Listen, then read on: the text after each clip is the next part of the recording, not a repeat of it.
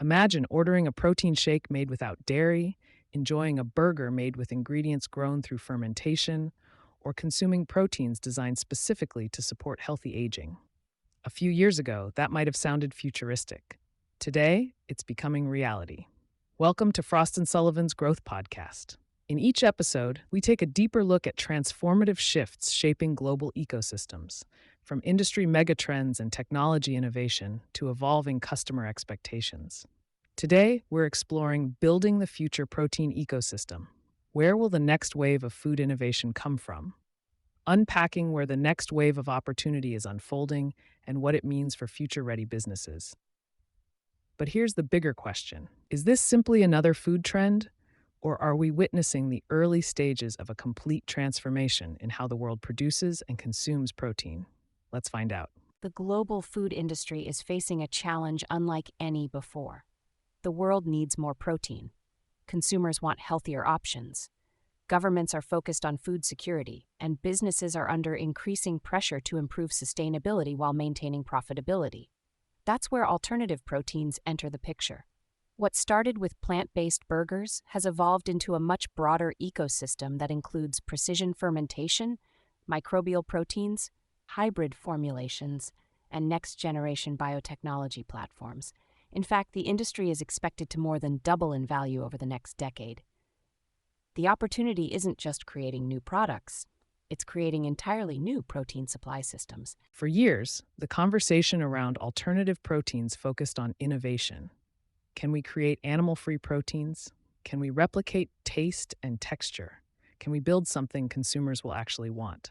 Today, the conversation has changed. The question is no longer, can it be done? The question is, can it be scaled? Organizations are now focused on lowering production costs, improving supply chain resilience, and building commercially viable business models.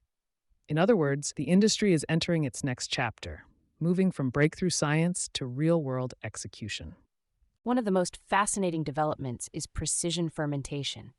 Think of it as using microorganisms as tiny production factories that create proteins traditionally sourced from animals.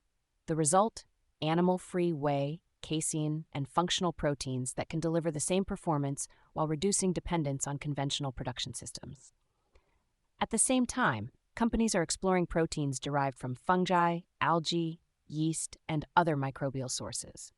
Add AI-driven formulation tools, advanced bioprocessing, and protein engineering into the mix, and suddenly we're looking at an industry being transformed by both food science and digital innovation. What's particularly interesting is that sustainability is no longer the only selling point.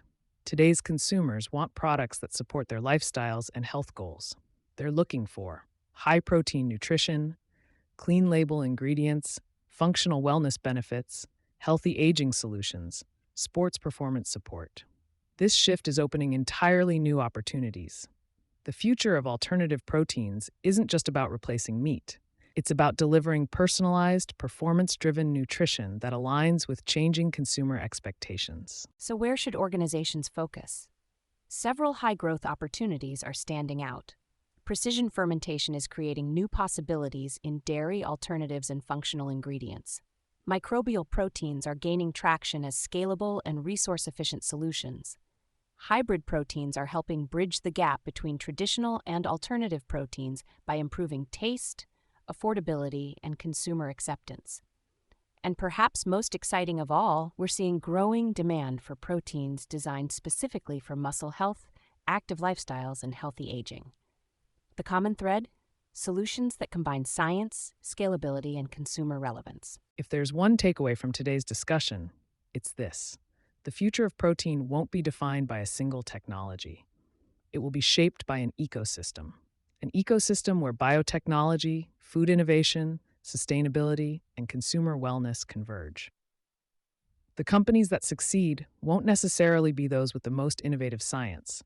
They'll be the ones that can scale efficiently, build resilient supply networks, and translate innovation into products consumers genuinely value.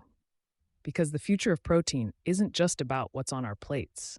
It's about how the world feeds a growing population, more sustainably, more efficiently, and more intelligently than ever before. Thanks for joining us on Frost and Sullivan's Growth Podcast. For access to our research, competitive benchmarking, and best practice frameworks, head over to frost.com or email hello@frost.com. We'll be back soon with more to help you stay clear headed and growth ready.